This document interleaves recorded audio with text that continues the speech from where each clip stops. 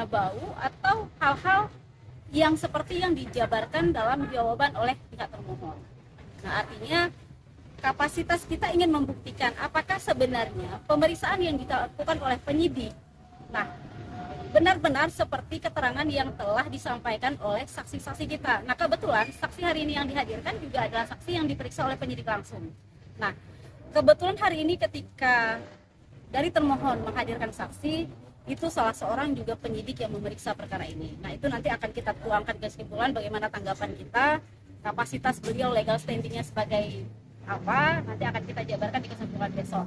Nah, sepanjang yang sudah kita jalankan hari ini, bahwa sebenarnya sangat memiliki bukti yang cukup untuk perkara diskriminatif itu memasuki unsur tindak pidananya. Kenapa saya bisa katakan seperti itu? Karena memang selama 21 hari sejak terjadinya perkosaan di daerah tersebut, keluarga baru mengetahui adanya tindak pidana perkosaan yang diterima oleh korban itu setelah 21 hari.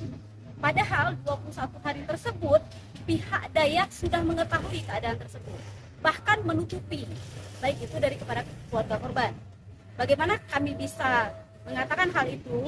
Karena memang hari ini di persidangan sendiri itu dijelaskan dengan gamblang berdasarkan hal yang telah dikonfirmasi, yang telah ditanyakan kembali kepada saudara Zahra, bahwa dalam rentang waktu 21 hari sejak terjadinya perkosaan tersebut, ada tindakan dari pihak Dayak yang masuk dalam kategori diskriminasi. Yaitu seperti apa? Tidak diberikan kesempatan korban untuk menceritakan kepada orang tua. Itu yang pertama. Kedua, korban juga tidak diberikan kesempatan untuk bisa melakukan aktivitas. Nah, seandainya pada saat hari kejadian, setelah hari kejadian perkosaan itu terjadi dan pihak dari Dayak itu menceritakan, itu merupakan satu tanggung jawab pihak Dayak untuk menjadi wewenang pertama sebagai orang tua, menjadi orang tua pengganti ketika terjadi. Nah, bagaimana mungkin seorang korban akhirnya didiamkan, ditutupi kejadiannya dan melihat dalam tempo 21 hari itu apakah korban mendapatkan menstruasi atau tidak, memeriksa korban untuk mengetahui apakah menstruasi atau tidak. Nah, itu juga salah satu hal yang sudah diskriminatif yang dilakukan. Karena tidak memiliki wewenang, kenapa mereka tidak melaporkan hal itu kepada keluarga korban dalam rentang 21 hari, itu sangat lama. Sedangkan pihak Dayak sendiri sudah mengetahui kejadian tersebut. Ditambah setelah diketahui di tanggal 26, di tanggal 21 ketika dikembalikan dan dijanjikan akan dikonfirmasi kepada pihak keluarga, tetapi itu tidak dilakukan. Bahkan ketika pihak keluarga menunggu selama rentang dari tanggal 21 sampai tanggal 26, tanggal 26 salah satu dari pihak keluarga datang untuk menjumpai, malah dikeluarkan surat keterangan. Dikeluarkan. Nah, tanpa alasan yang jelas. Padahal nyata-nyata berdasarkan putusan pengadilan bahwa Zahra nyata-nyata merupakan salah satu korban pelecehan seksual yang terjadi di daerah Uswatun Hasanah. Kami rasa cukup sekian. Yang terkait keterbelakangan mental itu, Bu, gimana? Baik. Dalam